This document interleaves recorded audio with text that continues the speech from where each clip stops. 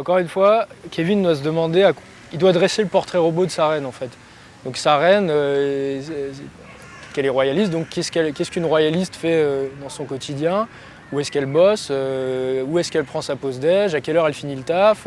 Qu'est-ce qu'elle fait le week-end? Dans quel bar elle sort? Dans quelle fac elle va, etc. Dans quelle fac la future reine pourrait aller, etc. Où est-ce qu'il y a le plus de royalistes? Maintenant, une question, la réponse plus concrète, plus générale du coup,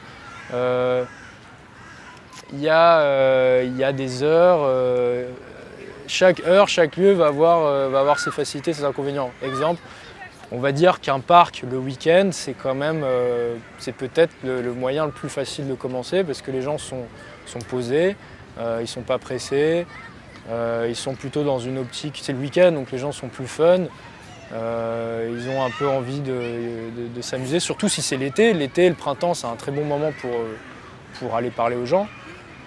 Donc voilà, de manière générale, je dirais à Kevin, sors le week-end dans des parcs. Après, ça dépend. Est-ce que tu veux parler anglais et aller trouver une reine étrangère? C'est plus facile? Alors, les étrangères, si tu parles anglais, c'est plus facile. Et c'est pas tant que c'est plus facile, c'est surtout que les Parisiennes sont très difficiles à séduire. Elles sont très casse-couilles. En fait, les étrangères, ce sont juste pas des Parisiennes, si tu veux. Tout ce qui n'est pas parisienne, ni new-yorkaise, ni londonienne, c'est très facile à séduire, en fait. Même les femmes, les provinciales de France.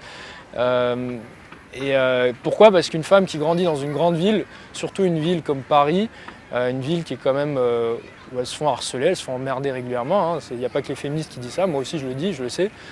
Bah, du coup, elles sont beaucoup plus elles sont beaucoup plus tendues, beaucoup plus anxieuses.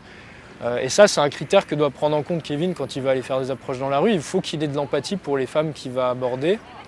Parce que aller parler à une femme, c'est pas pareil qu'aller parler à un homme. Un homme, c'est un homme déjà, il va pas se faire, il va se faire emmerder, mais pas pour les mêmes raisons. Et pour peu qu'il ait un physique, au moins dans la moyenne, il va pas se faire emmerder par les mecs. Donc, il faut qu'il sache, Kevin doit savoir que les femmes qu'il a en face de lui ont besoin d'être assurées et qu'il y a des milieux dans lesquels elles vont être moins assurées. Quand tu vas parler à une fille dans la rue, elle est stressée, il y a du monde autour d'elle, c'est des lieux où elle se fait souvent suivre, il y a des meufs qui se font suivre jusque chez elle, et ça Kevin doit le savoir, même si lui n'est pas un emmerdeur.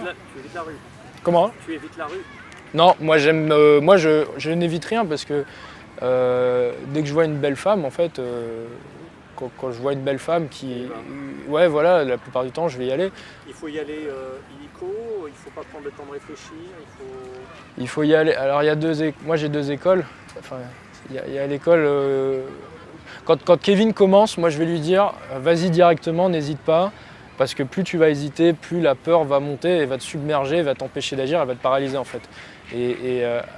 Alors mieux vaut y aller directement et comme ça tu vas oublier que tu es stressé et tu vas parler à la fille, tu vas même pas réaliser que tu es stressé.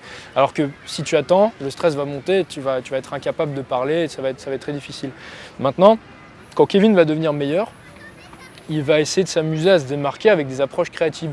Et l'approche créative, il faut arriver à la trouver. Donc ça peut prendre plusieurs secondes, ça peut prendre quelques dizaines de secondes à trouver. Et si Kevin aborde dans des milieux qui ne sont pas propices à la drague, comme on dit, des milieux où c'est quand même assez difficile d'arrêter une fille, comme la rue, bah là je recommande à Kevin d'utiliser sa créativité. Il doit être à la fois rassurant mais à la fois créatif. Et donc là, effectivement, ça prend un peu plus de temps à trouver une phrase un peu différente, un peu marquante, à marketer, on va dire, son approche. Il faut arriver à faut être un marketeur un petit peu, faut rendre son approche un petit peu colorée, quoi, créative. Deux questions pratiques encore. La première question pratique, elle a trait aux routines,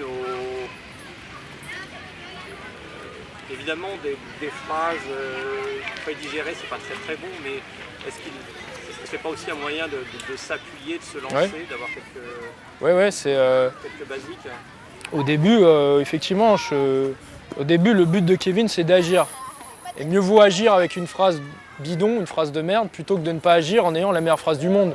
Donc effectivement, Kevin, je te recommande d'avoir 2-3 phrases comme ça, qui sont propres à toi, pas que tu vas aller piocher ailleurs, mais qui sont ou du moins que tu vas bricoler à partir de ce que tu as pu voir un peu partout, mais des phrases qui te correspondent. Et ces phrases-là, tu vas, comme tu sais, ça va te servir de béquille en fait. Tu sais que tu auras cette phrase-là pour t'aider.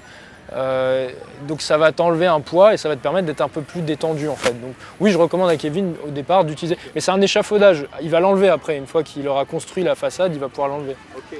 Et autre question pratique, souvent tu as des mecs qui abordent, qui lancent un truc et ça retombe, ils se plantent.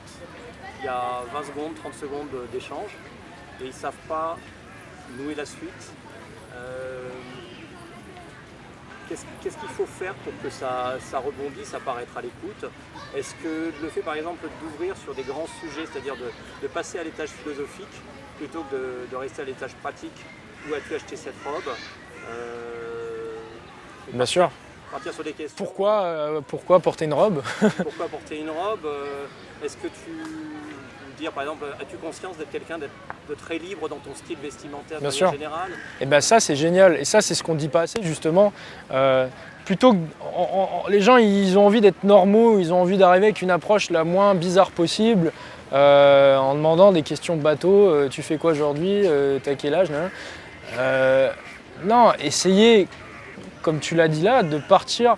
Moi j'appelle ça sortir du schéma classique le plus rapidement possible et partir sur un truc un peu déviant, un peu original. Et ça c'est une question parfaite. Alors le truc, et c'est pour ça qu'on ne dit pas aux gens de faire ça, parce que tu vas déplaire à beaucoup de filles en posant une question comme ça. Il y a plein de nanas qui n'en ont rien à foutre des questions philosophiques, qui n'en ont rien à foutre de se poser des questions sur la vie, et qui sont en fait beaucoup plus factuelles que tu ne le penses. Mais toi, ça va te permettre de sélectionner la minorité des nanas qui ont envie de parler de choses un petit peu plus nobles que les shopping, et ça va te permettre de connecter très rapidement avec elles. Donc en fait, tu vas faire fuir 9 filles, je dis une connerie, mais 9 filles sur 10 en parlant de philosophie, mais la 1 sur 10 qui va rester, elle va être très intéressée par toi, parce que tu es le premier mec à avoir osé mettre ça sur la table dès le début, à avoir osé partir sur un sujet un peu différent, un peu philosophique. Vous étiez au courant? Et toi, ça va être la Vous avez cherché un petit drapeau sympa sur internet, vous avez trouvé le dessin un peu écoutez, cool. là, je crois qu'on s'égare un peu là. Vous étiez au courant? Vous savez ce qu'il signifie? Eh les gars, oh, pas de quartier pour les fachos, hop hop hop! Pas de façon dans le quartier!